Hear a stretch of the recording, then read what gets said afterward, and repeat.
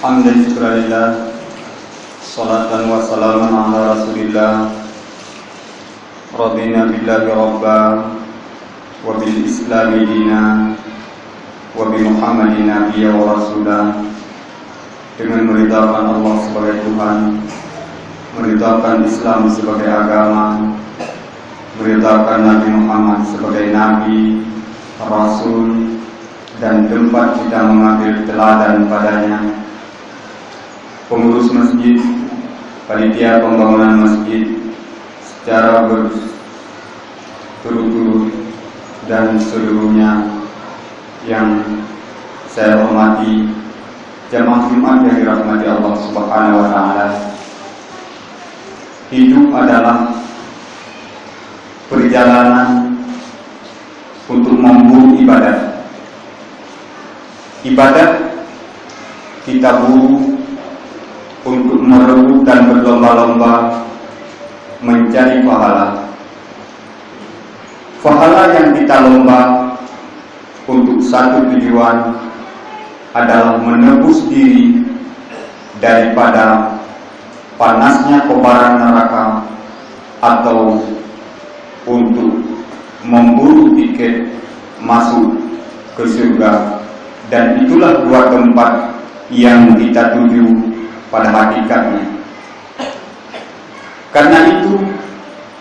Karena hidup adalah perjalanan mencari surga, tentu hidup ini harus disusun sedemikian rapi, harus disusun sedemikian cantik, supaya sasaran dan tujuan itu jangan sampai meleset atau terseret ke jurang setan dan iblis, yang sehingga nerakalah tempat kita.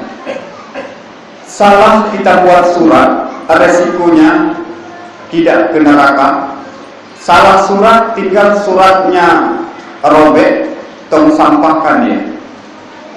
Salah kita bangun toko, kondisi lingkungan dibutuhkan di situ warkop, ternyata kita sudah buka ponsel, ponselnya jual saja, tukar dengan bubuk kopi, selesai masalah, tak ada urusan dengan neraka. Salah kita nikah, ternyata pasangan kita tidak mendukung untuk mewujudkan kehidupan yang mawaddah warahmah wasakinah, ceraikan saja, cari yang lain, tak ada hubungan dengan neraka. Tetapi kalau hidup salah, ini resikonya neraka. Hidup salah, resikonya neraka. Salah buka toko, salah nikah, salah surat, semuanya bisa dicabik-cabik, dirobek dan buang, tak ada hubungan dengan neraka. Maka karena itu Nabi membimbing, mengasuh, membina ruh kita, bagaimana menyusun langkah-langkah dan tahapan kehidupan ini supaya bisa sampai kita kepada tujuan yang kita tuju adalah surga.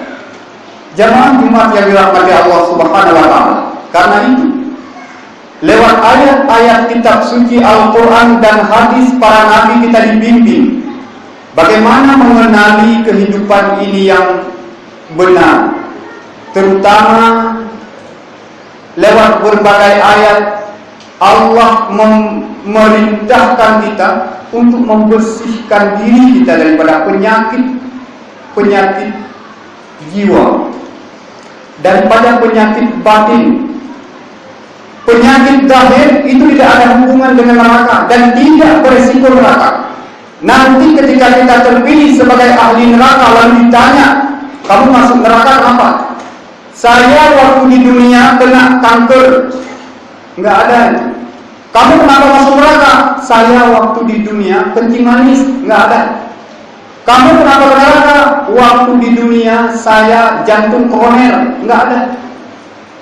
Penyakit zahir apapun, seberat apapun yang kita rasakan di dunia ini, sampai habisnya rumah sakit yang kita datangi, sampai habisnya para dukun yang kita berobat, itu semua tidak beresiko kepada neraka.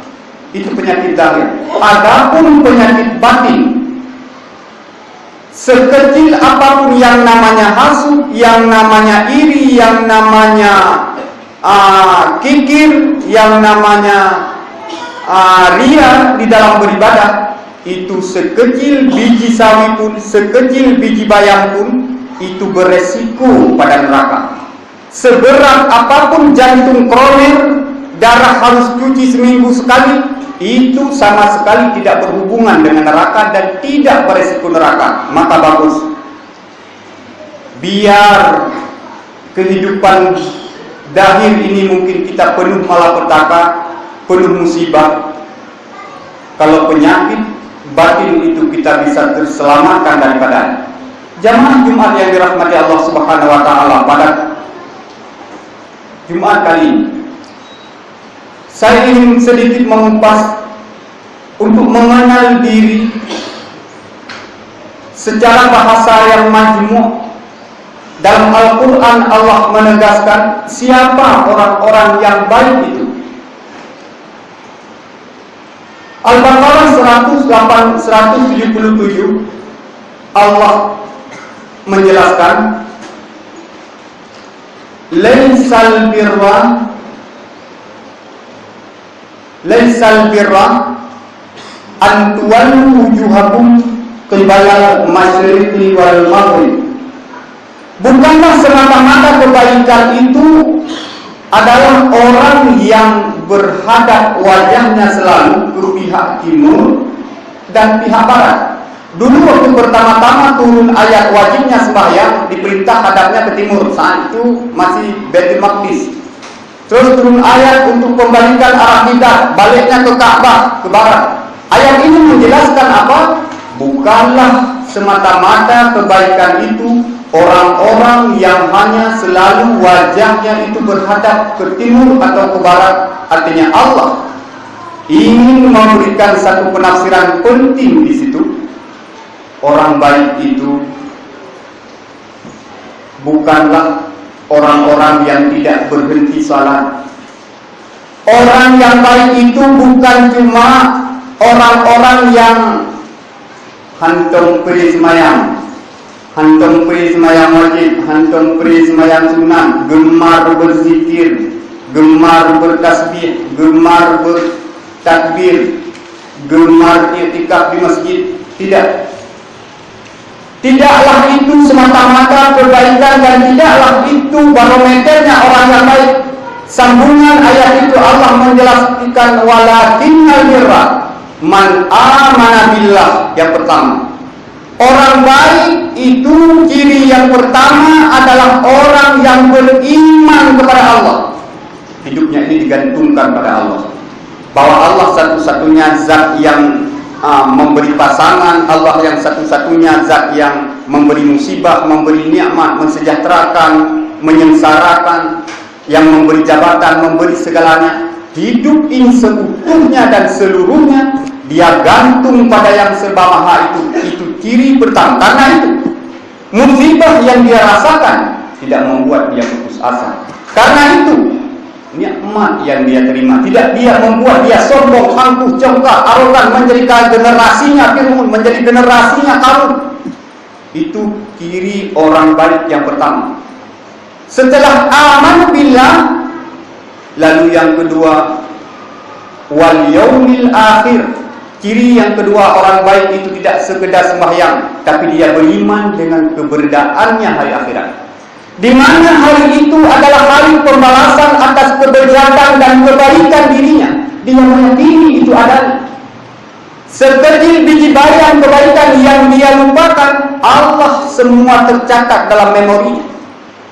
Bahwa dia tahu akhirat itu hari pembalasan kebaikan dan hari pembalasan kebejatan, kemungkaran dan kedurjanaannya. Dia meyakini itu adanya, maka dia menganggap hidup ini tidak sekedar sandiwara, habis perang, turun, terima amplop duit, pulang, tuntas masalah.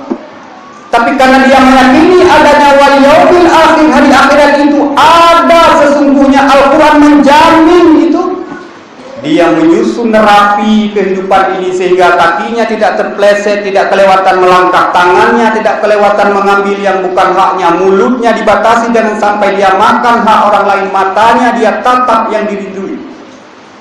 Jamaah Jumat yang dirahmati Allah. Dua. Yang ketiga, Ayat itu mengurai kriteria orang yang beriman, kriteria orang yang baik itu wal malaika. Dia percaya bahwa malaikat itu sebagai polisinya Allah, sebagai tentaranya Allah, yang bertugas sebagai pembantu Allah. Dia percaya itu ada. Keberadaan malaikat kiraman katibin yang tugas mencatat baik, mencatat buruk itu diyakini adanya.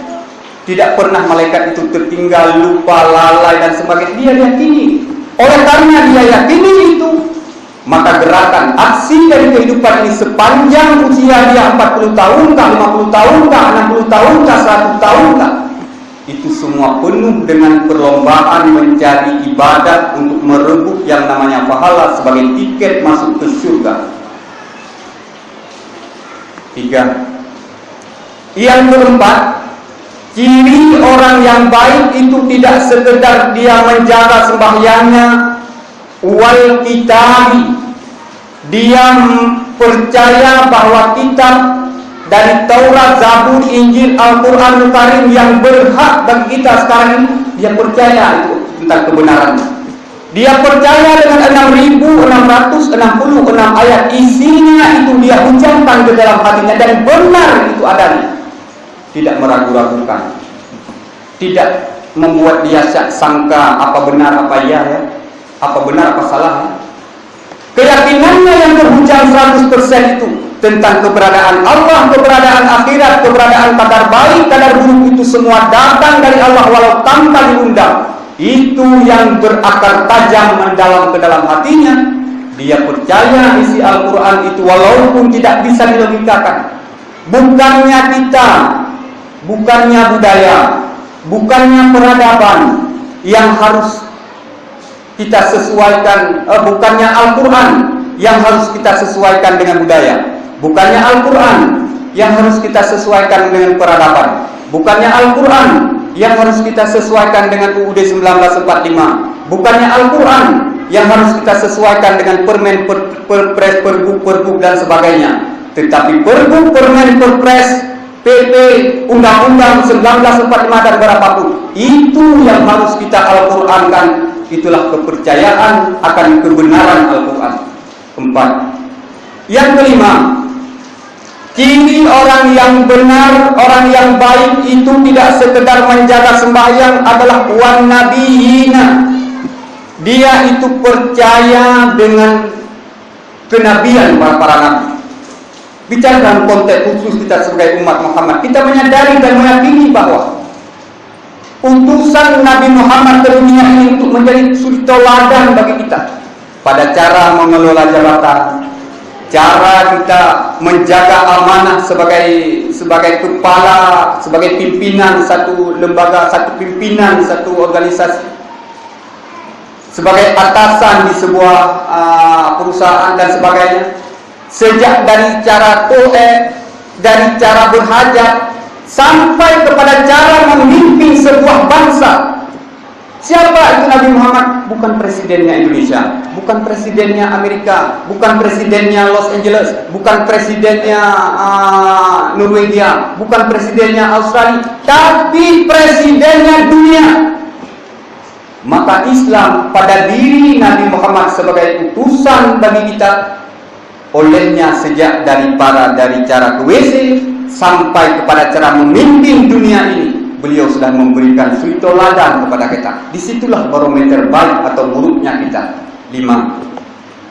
Yang keenam, ciri orang yang beriman yang baik itu tidak sekedar menjaga salat, wa atal mala ala hubbihi. Yang tadi di belakang itu hubungan vertikal dia dengan Allah. Sekarang wa atal mala, tidak sekedar dia menjaga hubungan dengan Allah, tidak sekedar dia menjaga salat, percaya Nabi, percaya akhirat, percaya kadar baik, kadar buruk itu dari Allah, tetapi wa atal mala ala hubbihi dzawil qurba, dia memberikan harta-hartanya itu yang dicintainya untuk orang-orang yang dicintai pertama daripada kerabatnya. Siapa kerabat itu? Hadis Nabi mempertajam persoalan itu. 40 rumah ke kanan, 40 rumah ke kiri, 40 rumah ke depan, 40 rumah ke belakang. Mereka itu kerabat. Dan Nabi menjamin bahwa orang yang lemah menjaga kerabat dalam segala sektor kebaikan, maka dia dipastikan lemah untuk bertarung di segala lini kebaikan. Jamaah Jumat yang dirahmati Allah Subhanahu wa taala, setelah hubungan vertikal dengan Allah lurus, apa berikutnya? Wa atal mala. Ini hubungan horizontal sesama manusia, hubungan kita sesama manusia. Maka setiap ada kata aqimus shalah, selalu ada kata wa atuz zakat. Sembahyang bayar zakat, sembahyang bayar zakat, sembahyang bayar zakat, sembahyang bayar zakat. Itu artinya apa? Hubungan pertama kita dengan Allah, hubungan yang kedua sesama manusia. Sukses kita hubungan dengan Allah, gagal kita sesama manusia, neraka tempatnya. Gagal kita sesama manusia, gagal sukses kita jaga hubungan dengan manusia, banyak harta yang kita sumbang, kita donasi, banyak masjid yang kita bangun, banyak rumah duafa yang kita bangun, banyak anak yatim yang kita sekolahkan. Gagal kita hubungan vertikal dengan Allah, sembahyang tidak, puasa tinggal, neraka tempatnya. Maka ayat ini mengajarkan bahwa hubungan vertikal dengan Allah dan hubungan horizontal sesama manusia itu kedua-duanya harus berjalan secara seimbang, barulah tiket surga itu bisa didapat. 6. Yang ketujuh, orang yang baik itu hartanya diberikan kepada kerabatnya, wal yatama, dia juga peduli anak-anak yatim. Di mana keberadaan seorang ayah adalah penanggung jawab, menjadi tiang kehidupannya, ternyata kita masih hidup. Dan kita lihat bahwa dia sudah tidak lagi punya ayah. Siapa yang menanggung beban biayanya? Sementara ibunya juga bukan siapa-siapa. Ibunya hanya IRT, ibu rumah tangga. Rasa iba yang tertanam di sini, rasa perhatian yang terpancarkan dari hati ini dan dari akal yang selagi waras ini menyinarkan, akan merasa beban, akan merasa belas kasih. Itu lalu memanggil kita untuk menyisihkan sedikit yang kita punya kepada anak-anak yatim. Dan itulah kriteria orang-orang yang baik, yang tidak sekedar menjaga salat, anak yatim terbengkalai, orang-orang yang miskin terbengkalai. Kemudian ciri orang yang baik itu wal masakin, dia juga memberikan hartanya untuk orang-orang yang miskin. Apa yang dia mampu. Islam tidak memaksa kita, yang harus kita beri itu bangun rumah tangga. Islam tak memaksa kita, yang harus kita bantu itu beri honda untuk dia, tidak. Islam tidak memaksa, yang harus kita beri itu beli kasih dia pekerjaan, kasih lewatkan dia pekerjaan ini, tidak. Satu lembar daun ubi yang kita kasih kepada orang miskin yang namanya donasi, itu tidak keluar daripada catatan malaikat. Dan itulah wa may ya'mal misqala dzarratin khairan yarah. Siapa yang beramal kebaikan sekecil biji yang kecil itu pun dia itu akan menatapnya pada hari pemutaran memori kehidupannya. Jamaah Jumat yang dirahmati Allah Subhanahu wa taala. Kemudian orang yang baik itu tidak sekedar menjaga salat, tetapi wa atal mala, dia juga memberikan hartanya wa benas sabil. Dia perhatikan orang-orang yang sedang berada di jalan Allah. Orang-orang yang sedang berjalan, boleh jadi orang musafir. Apalagi kalau seandainya orang-orang itu yang sedang berkiprah, sedang memperjuangkan syariat, sedang memperjuangkan syiar, sedang mengokohkan hukum Allah. Jangan malah menuduh kalian itu kelompok sesat, kalian itu menyesatkan, kalian itu ahli bid'ah, kalian itu halal darah. Kita butuh penelitian, kita butuh telaah, kita butuh kajian ulang, kita butuh mereview balik apa yang sedang mereka lakukan. Jangan asal tuduh. Justru seharusnya ketika mereka hadir ke kita sebagai para musafir yang sedang memperjuangkan, mengokohkan syariat, kita turut hadir ke tengah-tengah mereka, memberi kekuatan apa yang mereka butuhkan. Mereka butuh hartakah? Mereka butuh tenagakah? Mereka butuh pikirankah? Yuk kita berikan apa yang mereka butuhkan. Kita cuma punya pikiran, sumbangkan pikiran kita. Dia butuh tenaga, berikan tenaga kita. Kita tidak punya ide, tidak punya yang lain, kita cuma punya harta, berikan harta kita. Jamaah Jumat yang dirahmati Allah Subhanahu wa taala. Kemudian orang yang baik itu yang tidak sekedar menjaga sembahyang adalah wasailina, dia memberikan hartanya kepada orang-orang peminta-minta. Urung minta sedekah, menyohan tabi betadul kan. Menyohan tabi betadul marabul kan. Persoalan dia itu tidak buta, persoalan dia itu tidak pincang, persoalan dia itu bodinya normal, kok minta cari donasi, kok cari sumbangan, kok cari sedekah, itu hak dia dengan Allah. Itu hak dia dengan Allah. Jangan kita cemoohkan, jangan kita caci, jangan kita maki. Iya, saya juga setuju bahwa orang yang matanya normal, kakinya tidak pincang, tapi dia cari sedekah. Saya juga setuju bahwa dia itu karena mentalnya memang sudah mental korban, merasa saya ini orang lemah, merasa saya ini orang miskin, merasa saya ini orang tidak punya apa-apa. Cocoklah saya cari sedekah, cocoklah saya datang ke toko-toko, ke rumah-rumah minta 1.500, cocok. Karena mentalnya memang sudah mental, jiwanya sudah jiwa korban. Kita setuju bahwa di Aceh ini generasi yang kita tumbuhkan adalah generasi pahlawan, generasi herois, yang dia punya mental baja. Apa? Tangan ini, kalau seandainya orang-orang yang menyadari bahwa dia mentalnya bukan mental korban. Saya tidak punya mobil, oke. Saya tidak punya kebun juga, oke. Saya belum punya rumah, oke juga. Tapi saya punya tangan. Satu tangan ini kalau minta dibeli 1 miliar, lalu tangan saya dipotong, saya nggak akan jual tangan ini. Mata ini, satu mata, kalau seandainya ada yang minta mata saya dicongkel, dijual 8 miliar, saya tidak akan jual mata itu. Nah, pada dua tangan saya berapa saya sudah punya modal? Mata saya, kaki saya, belum lagi bicara soal akal saya. Berapa miliar harga semuanya itu? Bukankah dengan modal tangan, dengan kaki, dengan pikiran yang saya punya, saya akan lebih dapat mendapatkan uang dengan cara-cara yang lain, tidak dengan cara ngemis,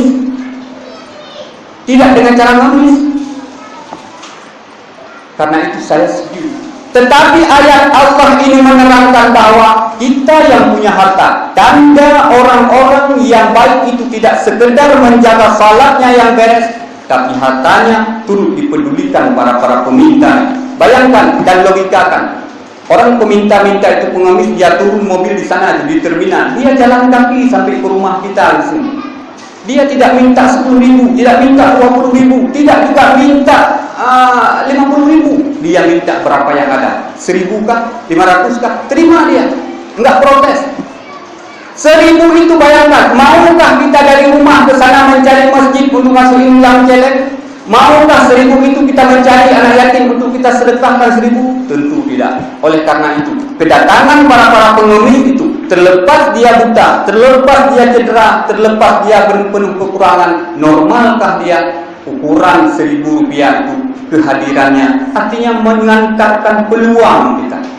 Kehadirannya itu mengantarkan peluang kepada kita untuk mendapatkan pahala. Maka jangan bentak mereka, jangan caci dan jangan maki mereka. Jamaah Jumat yang dirahmati Allah Subhanahu wa taala, itu ciri-ciri orang yang baik, yang tidak sekedar hanya menjaga sembahyang, tapi juga dia menjaga hubungan dengan manusia. Lalu kemudian wa aqama sholata, dia mendirikan sembahyang. Wa ata zakata, dia menunaikan zakat. Wal mufuna bi ahdihim idza ahadu, dia itu orang-orang yang menunaikan janjinya apabila dia berjanji. Janji badankah, janji hartakah, yang dia sudah janji karena al-wa'du dain, janji itu adalah hutang. Ciri orang yang baik kalau seandainya dia menjaga hubungan dengan Allah, dengan manusia, asal ngomong, janjinya tinggallah janji. Janji sudah 10 tahun berbelakang tinggallah, apalagi menjelang misalkan pilkada, menjelang pileg, menjelang pemilihan kepala daerah, menjelang pemilihan legislatif, bertebaran, mereka itu menebarkan janji, tapi janji tinggallah janji. Kita perlu ingat bahwa janji itu tidak sekedar tinggal apa adanya. Satu janji kecil sampai yang paling besar itu semua tercatat di dalam buku memori, dan itu akan kita tunaikan pada waktu orang tidak lagi butuh janji-janji kita. Jamaah Jumat yang dirahmati Allah Subhanahu wa taala, yang kemudian wasabirina fil ba'sa'i wad dharra. Orang baik itu tidak sekedar menjaga sembahyang, adalah dia orang-orang yang sabar. Ba'sa'i wad dharra, pada saat dia sempit, pada saat dia sedang berada di dalam kemudaratan, pada saat dia sedang musibah, pada saat dia sedang menerima malapetaka, dia bersabar bahwa dengan satu keyakinan yang dia tanamkan bahwa semua itu datang daripada Allah. Tidak ada satu gerakan lumpuh sekalipun yang mampu bergerak di dunia ini tanpa kehendak Allah. Karena itu kalau hari ini saya jatuh miskin setelah kaya saya, itu karena Allah. Kalau hari ini anak saya meninggal karena setelah 10 tahun saya kuliahkan jadi dokter, hari ini itu karena berlaku ketetapannya Allah. Kalau hari ini istri saya meninggal setelah saya membayar mahalnya 35 mahal, itu semua sudah goresan Allah. Dia bersabar dalam semua. Dia kembalikan, dia gantungkan kehidupan ini satu-satunya pada Zat yang Maha Kuasa. Pada segala kondisi yang dia hadapi, nikmat yang datang dan musibah malapetaka yang dia rasai, itu semua berakar dan remote kontrolnya ada pada tangan Allah, karena dia tidak akan putus asa atas musibah, dan karena itu dia juga membuat angkuh, jongkak, arogan dan takabur atas nikmat yang dia rasakan. Jamaah Jumat yang dirahmati Allah Subhanahu wa taala, lalu siapa mereka? Orang yang baik kesimpulannya adalah bukan orang yang cuma bisa menjaga salatnya.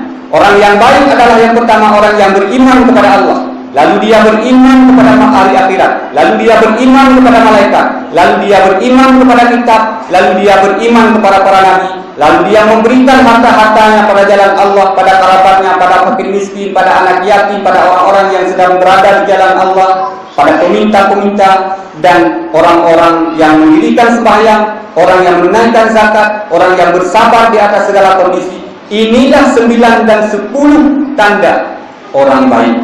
Tidak sekedar menjaga salatnya, lalu dia melupakan segala hak kehidupan manusia yang ada di sekelilingnya. Jemaah Jumat yang dirahmati Allah Subhanahu wa taala, akhir ayat ini ditutup dengan ulaikal ladzina sadaqu. Mereka itulah orang-orang yang benar. Wa ulaika humul muttaqun, dan mereka itulah orang-orang yang bertakwa sesungguhnya. Jemaah Jumat yang dirahmati Allah Subhanahu wa taala, apapun yang kita lakukan dalam dunia ini adalah tujuannya. Hidup ini adalah mencari perjalanan, mencari ibadah sebagai tebusan kita dari neraka dan sebagai tiket kita untuk masuk surga. Semoga ibadah yang kita lakukan menjadi amal salihun maqbulun indallah, amal salih yang diterima sisi Allah Subhanahu wa taala. Doa mengiringi. Semoga jemaah Jumat yang dirahmati Allah Subhanahu wa taala, taufik dan hidayah yang Maha Kuasa terlimpah selalu buat kita semua. Semoga kehidupan ini dibimbing, diasuh dan dibina oleh Yang Maha Kuasa, karena tidak ada pertolongan yang lebih hebat selain pertolongan Allah, dan tidak ada yang mampu memberi di saat Allah mau menolak, dan tidak ada yang mampu menolak di saat Allah mau memberi. Alhamdulillah Rabbil Alamin.